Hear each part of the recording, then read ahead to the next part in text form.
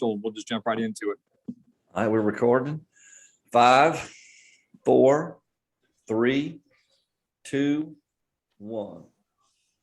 Fans, are you looking for fun entertainment for the whole family? Then check out this summer's biggest blockbuster. Disney presents The Strut. Watch your beloved characters, Chili, TD, and Info-Joe as they defend the Teal Kingdom against the evil, smelly, single-toothed Yosef. With songs like Full Statesboro, I Piss Teal, and Yosef's theme song, Honey, Will You Share My Chewing Tobacco on Our Honeymoon? The whole family is sure to get a laugh and singing the songs all summer. That's right. Disney's The Strut is coming soon to a podcast and theater near you. It took me 2 weeks to put that together. I was going to say, how long did you take to conjure that one up? Welcome everyone to another edition of The Strut, and we're off to a roaring start here tonight.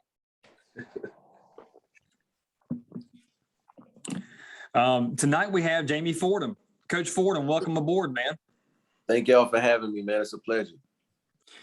We were, we've been talking about, bringing former players on and everything. And, we just, and I don't want to say we're trying to get anybody, but everybody's welcome as far as, guys that played back in your day, before and after you, all that good stuff. When we do research on you guys and look back at your era, there's a lot of cool things. You played in some big games, man. Yeah, we played you in were a in couple some of big games. I was making some notes before you came on. You were a part of the wins in 2005 against JMU and that one against Liberty. And then I was looking at 2006. Joe, you remember this? It was a stretch we had when we beat Wofford, Furman, VMI, and Liberty all 4 games in a row. Yeah, and had to. Yeah. Had to. I mean, we started 1-2 in 2006, and that was kind of the year that after what happened in 05, it's like, we're set up with all the seniors and, guys that have been around 4 or 5 years and veterans. And we start off 1-2 and, we had to get moving. And so, of course, Jamie had a big part in that. Played running back for us from 04 to 08. And I had a hand in a lot of big wins for us. So it's great to have former Coach player Fordham. And now Coach Fordham back at his alma mater, back at right. Goose Creek. So, yes, sir. Coach, before we jump into reminiscing, can you kind of catch everybody up to speed on what you're up to nowadays? Yeah, I'm coaching running backs at Goose Creek High School. This will be about year 6. I'm teaching marketing this year. I'm in the business department at the school, teaching marketing this semester. Last semester I had fundamentals of computing. We'll kind of phase into social media marketing. That's kind of fun. But I'm coaching at Goose Creek. I've opened a gym in Hanahan, South Carolina called the Factory Sports and Fitness. That was my partner, Kendrick Robinson. So that's been a lot of fun for the last 3 years. But just trying to give back as much as I can, man. A lot of people help me out, so I want to be able to help a lot of people out on the way. That's one thing I was going to say, Joe, about Coach Fordham is when you talk to people about him, and I work in the Goose Creek community, as most everybody knows, they always talk about character when it comes to Jamie Fordham. And I can attest to that myself. Coach Fordham is one of those things we can point to and say, no matter what area you look back on, you always got to have quality people to build the program on. And you are definitely one of those quality people that we can talk about when it comes to your character and who you are, because you're still living that. And I see it every single day because, like I said, I'm in Goose Creek right there with you every single day. So I see, what you're doing and the effect you have on people. And Joe, I can tell you, if you mention Jamie Fordham's name in Goose Creek now, they kind of like nod their head and go, yeah, he's somebody that we can count on. that's great. I mean, that's awesome. That's the way I remember him as a player, youngster that you could count on. Good, tough running back. That's a big time moments for us. And, Jamie, before we started this tonight, I mean, we were talking, had a little discussion about some of the older guys, the guys that set the foundation, guys like yourself, guys that came through at the very outset of, the program. You came along about a year or two after that development year of 2002. You came along a couple of years after that. And, of course, here we are in 2022 now, about ready for the 20th season of Coastal football. How is it? How have some of the older guys like you, gotten back into this thing? I mean, there were some, obviously once you leave college, you go do your own thing, you get into the workforce, you get into teaching and coaching. How has it been to try to follow and get back, closer to the program, seeing the success? How's it been for you and some of the older guys that came through at the outset? I mean, it's been quite a little journey, but it's exciting to see how the program has grown. One of the things that makes it easier now, everybody knows who Coastal Carolina is now. So not too long ago, you mentioned you graduated from Coastal Carolina and played there. Like, where's that? Where's that located? Oh, that's the school at the beach. Yeah, it's the school at the beach. But seeing the program grow and seeing them welcome the older players back in, and even young players, there's an attachment between us and them now. So the gap has kind of been bridged. But we've always supported, whether it's been to a lot of people who didn't know who we were talking about, but now everybody knows, and it's a little different. So as an older guy, looking back at how it was when it first began to how it's grown to this point now, we just dreamed about these moments. And Coach Bennett was trying to sell us on what it was going to look like one day. And it sure is looking like what Coastal Carolina said it was going to be. This is a question I asked Perry Parks last time, and I'm going to ask you the same question. Now that you're in your coaching career and teaching and everything, working with young people, how much of Coach Bennett do you hear coming out of you when you're instructing somebody?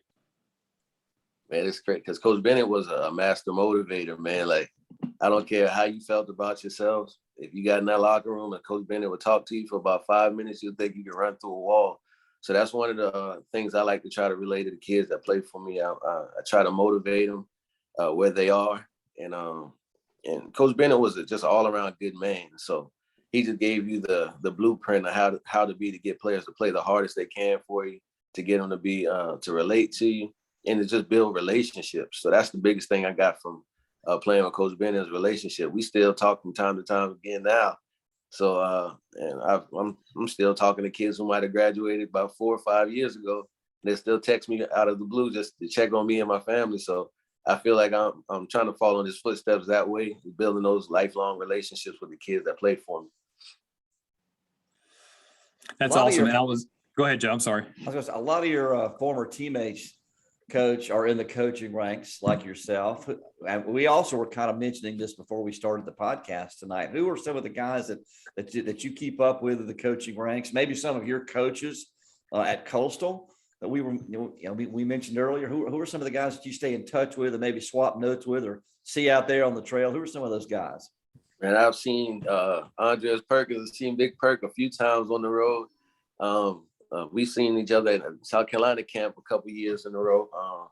When Perry was in high school, still coaching the high school ranks, I'd see him from time to time again. And I've even had some conversations with him about some kids now that he's in college, and he's been helpful in that regard. I know Rasheed Goss. I've seen Rasheed Goss a few times on the road as well.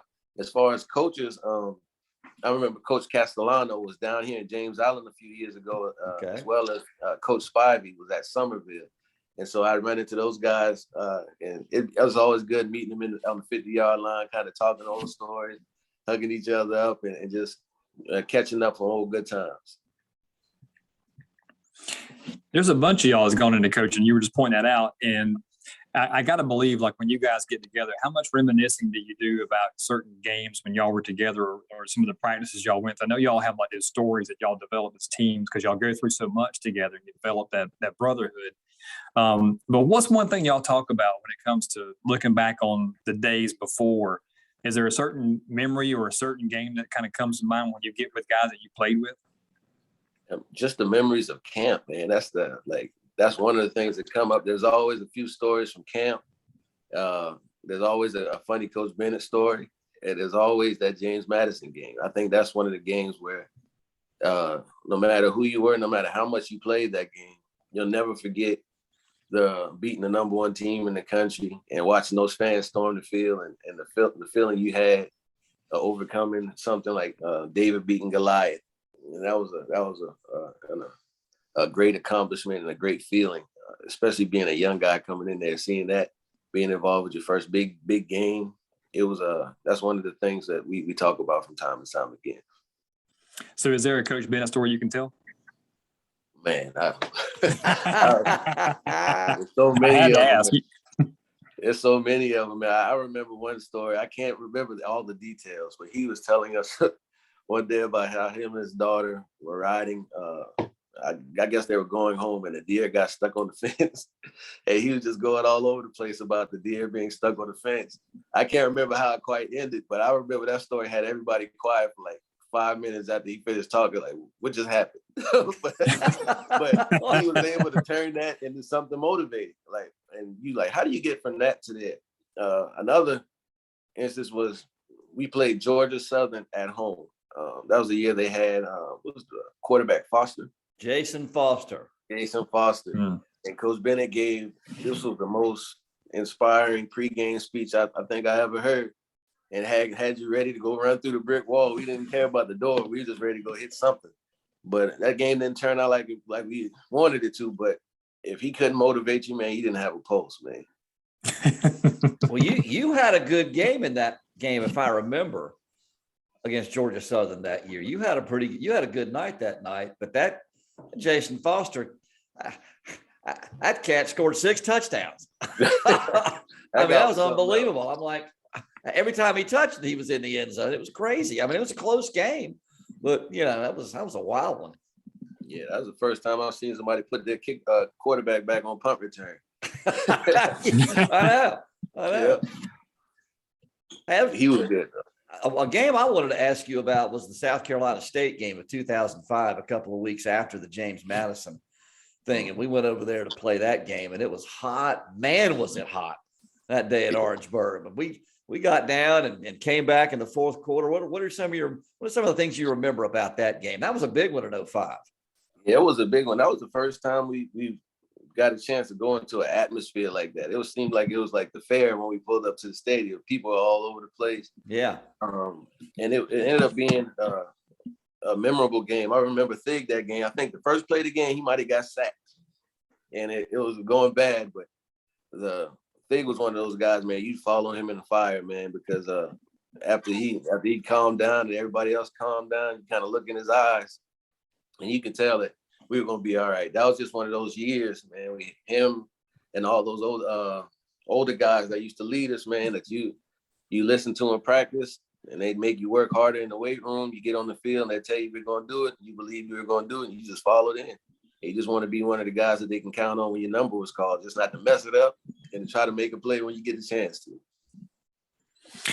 What was it about Fig that made you want to follow him? People talk, I've heard Park say it. Travis on our show, who's going to join us later, I think, has said it before too, about how when you got in the huddle, like especially like the James Madison game, you guys were calm, like Park said last time.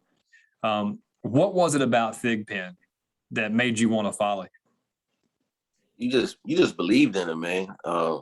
You saw some things he's done, and you saw how he kind of matured from my freshman year, watching him come into that next year. And then like he commanded the huddle. Like he never looked rattled. Like even if we were down with 20 seconds left in the game, you thought we had a chance. As long as Stig was back there, you just knew you had a chance, man. He was just one of those guys. He was accepting of everybody, man, and he was just calm, cool, and collected for the most part, man. So it just kind of, you follow suit. You always follow the leader pretty much, especially in those situations. And me being younger, when you looking around the huddle trying to see how everybody else is feeling, you see everybody calm, everybody ready to go. So you kind of fall in line. Well, Joe, I got to believe that what he said about Fig Penn and those wins that we were running down a while ago, Joe, I got to believe that's probably the biggest key, because all those games we talked about from 05 and 06 and the SC State game you're talking about, those were all close wins for us. And if we had under a leader who wasn't in control and couldn't control things, then we might not have been victorious in all those games. Yeah, I mean, I would agree with that. I'm just watching that. I mean, those guys came in, a lot of them, in 02 and had that development year, and they went through the fire in 03 and 04, made that big step in 04 to win 10 games, after the 6-5 first year. And they learned and they grew together. They learned how to win. They learned what it took to win. And that was what made those early teams so good and so much fun to watch. I mean, they just didn't give up. They didn't give in. for any reason, coach is just talking about it. You just, felt like with 20 or 30 seconds left in the game, we still had a chance. And you look at that 05 season, every time we turned around, it was 20 or 30 seconds left. We had to go find some way to tie it or win it. And, just about every time up until the end, we did that. But, that's what made Tig such a great leader. And you add a Mike Tolbert to the mix and a Jerome Simpson in there and an Adrian Grady and Maurice Simpkins and guys like that, guys that just would do anything to win. And they did that. They did that for a bunch of years. That's what made that group so fun to watch. Hey, Coach Fordham, we've mentioned some games so far, but is there one that we haven't mentioned that kind of stands out to you as you look back on your playing days at Coastal? Let me think, man. One of my favorite place that we went to, I know going to App State was pretty fun going up in there, especially when we went to the playoffs. We almost came back that time, but my favorite place to play was probably James Madison.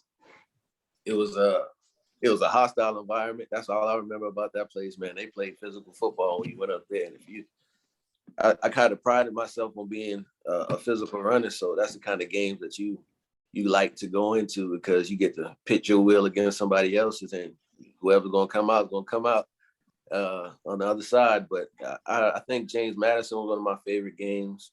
In the game, I want to say it might have been my senior year at home against Liberty when they had Rashad Jennings. Mm-hmm. That was another one of those games where it was kind of a exciting game because it meant something. And whoever won that game, we'd probably be sitting on top of the conference at that point. But those were some exciting games. We had a lot of them, man, that I remember.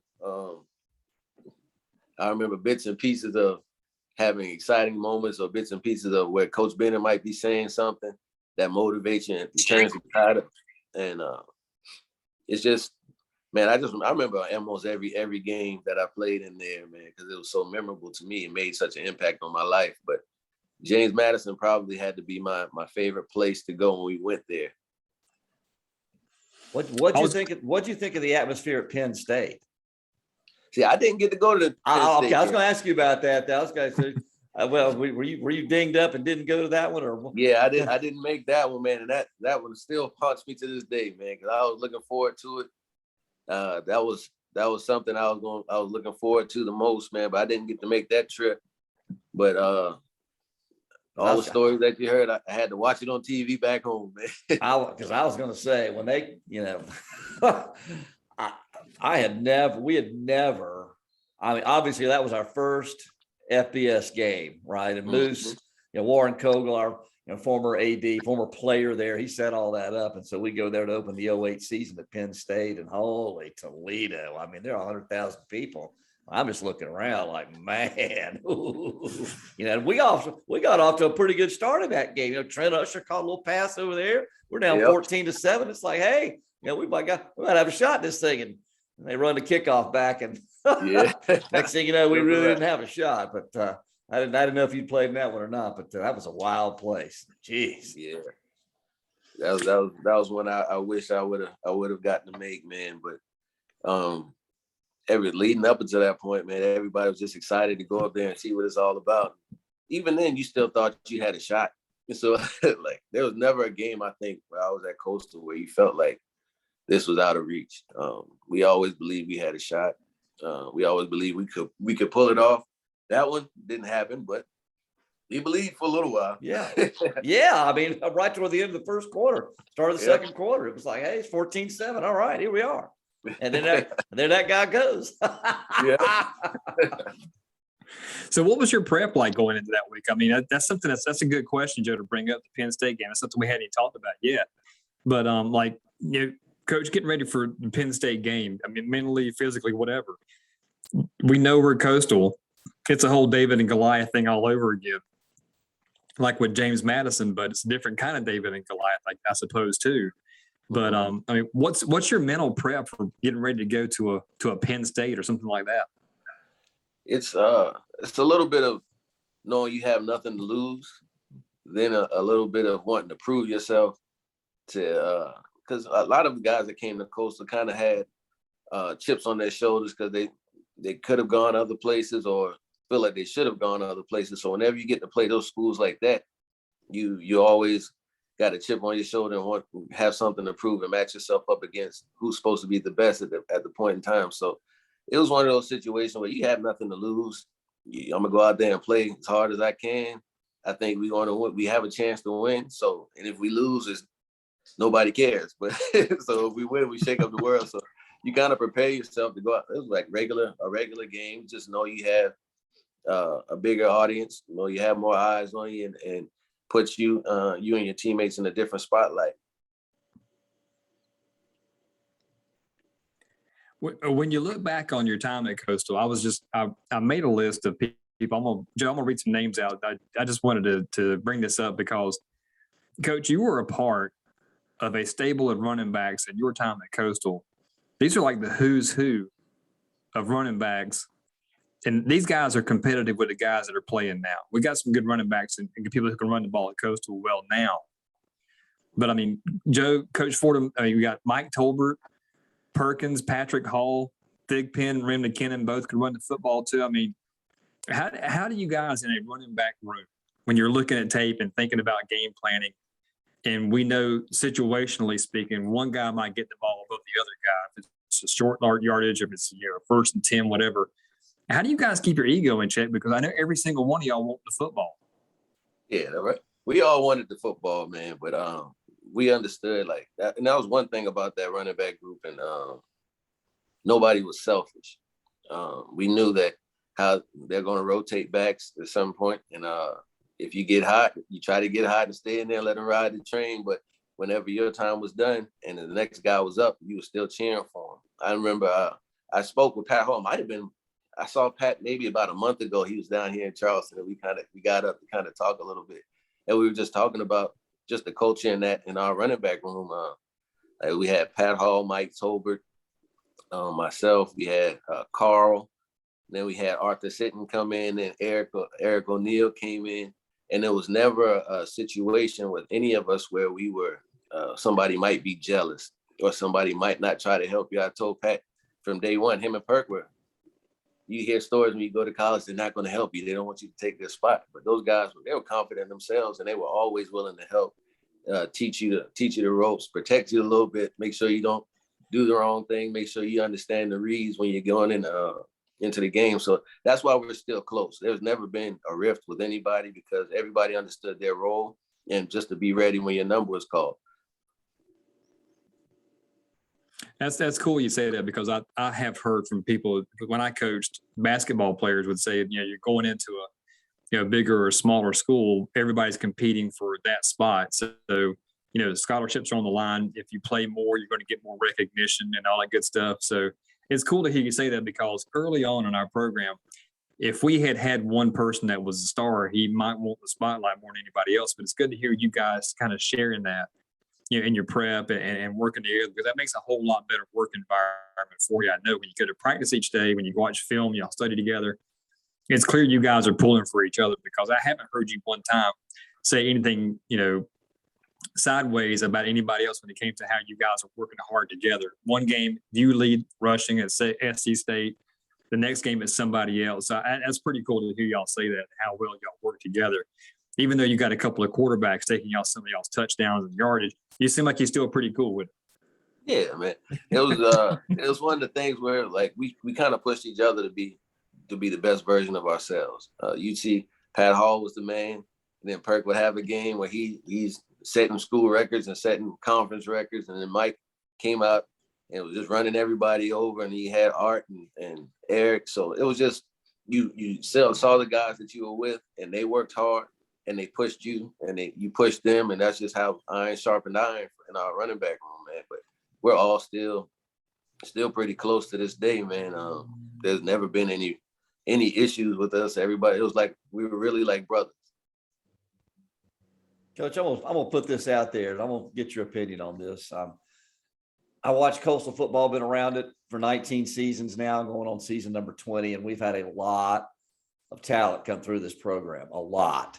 We still got a lot around, I mean, we could go through a lot of names right now. To this day, I still would say and arguably, and we can have, anybody can debate this, pound for pound, the most talented football player I think I've ever seen come through Coastal was Jerome Simpson. Tell me about Rome and what made him the kind of player that he was, because he was just phenomenal out there.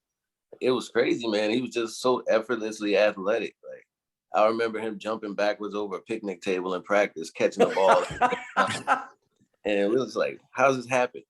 I remember we played North Carolina Central. I remember a game, I can't remember the route he ran, but I remember he caught the ball in mid-stride, jumped clean over the guy, and kept running. And I remember the guy turns around and he looks back at me, and I shrugged my shoulders like, I can't believe that happened either. But Jerome was like, he was art. Like, there's no question about it. That has to be the best football player that I've ever played with.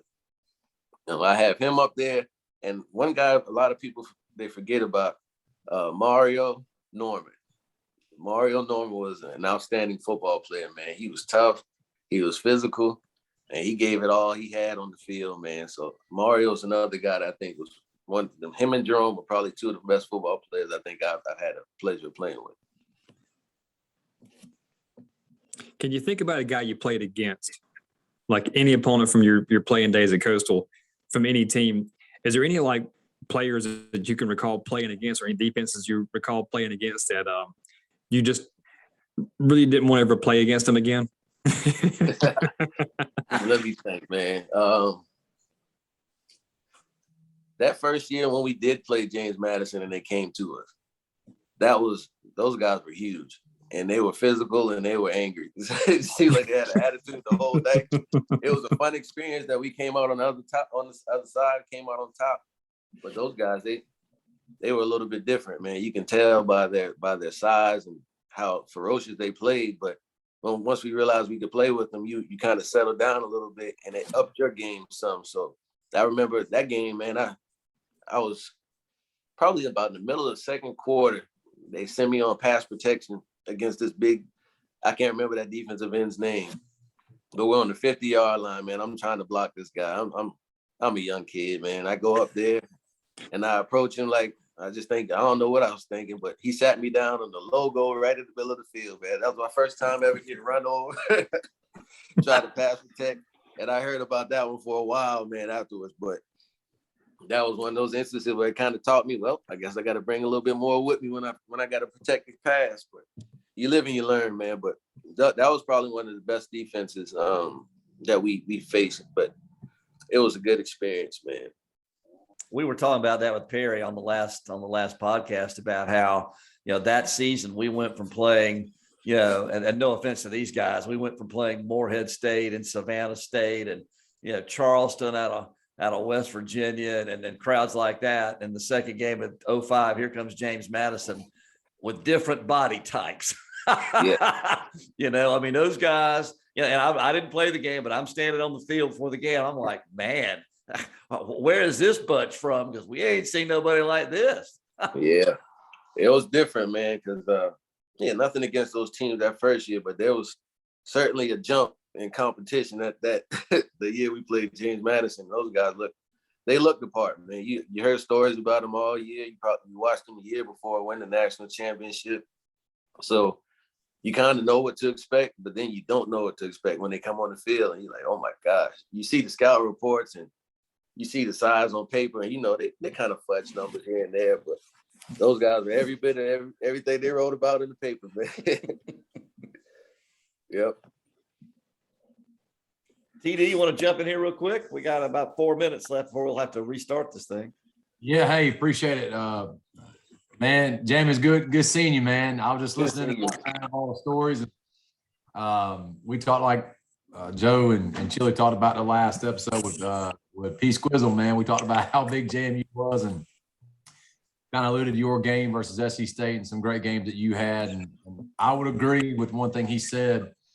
I think Mario Norman, I won't say he's forgotten, but I think he's one of the most probably underappreciated athletes that we had in his time with Coastal.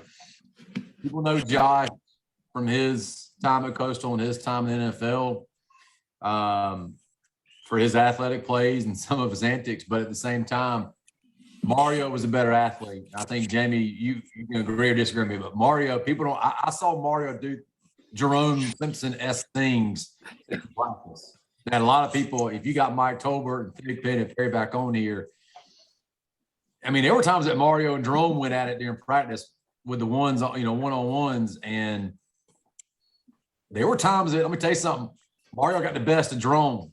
Just me, Jerome got the best of Mario. Yep. Just like you said, he was different, man. You could tell it, and he was a competitor all the way around, man. We'd be in the weight room. Mario's the first one in there, one of the last ones leaving. At practice, doing extra conditioning. We go out to the fields to do some drills. Sometimes he's already out there running with his dogs and doing all kind of other stuff, man. But Mario was like, he's one of the guys that you look back and kids ask me all the time, what you think about Josh Norman? I said, Josh Norman was good, man. He had a good work ethic, but Mario's different. Yeah, I say the same thing, Jamie. I tell folks, they talk about, man, did you play with Josh? I said, Josh came the year after I graduated. I said, but I played with Mario. Who's Mario? I said, his older brother, and he was better than Josh. I love Josh. Josh came in right now. I'd sit him down and say, you know who the better brother was. Yep. That's 100% true right there. Mario would sit right there and he'd go, Mario wouldn't say much. Josh would do all the talking. Yep. Do a whole lot of talking. Mm-hmm. Pop you at practice. Yep. He'd pick you up and go, he just nod at you like, God. Yep. Joe and Chili, that was back when we went full pads Monday through Thursday. Yep. They don't do that anymore. But we went full pads 4 days a week, and that was Tuesdays and Wednesdays, was it, Jamie? Hey, that was you were full pop on those days. Yeah. Full pop. Yep. It was all go then. It was full speed. It was game speed. It was one-on-ones, twos-on-twos, and then ones versus twos and vice versa. There was about 4 periods of each of those days where it was a lot of popping going on. Yep, man. You had to earn your keep those days, man. Those are the good days, though. I think Mario had 3 interceptions in that game that we won the Big South Championship in 06, if I remember correctly. We beat Charleston Southern down in that game, and he had 3 picks in that game. Yep. Didn't he also have a return, not for a touchdown, but he almost returned a punt or a kickoff for a touchdown? Was it that game or the Gardner Webb? I remember dude, people underappreciated his talent when he was returning the football too, man. Yeah, like you go back and look at some of the returners Coastal's had. We've had some really good ones, right? But Mario was, man, the reason I say he was Jerome-esque was when he and Jerome ran, it was like they were gliding. Yeah. They were just gliding across the field. I mean, I remember Mario would take a punt back. I mean, and the logo on that helmet, Joe and Chili from me said it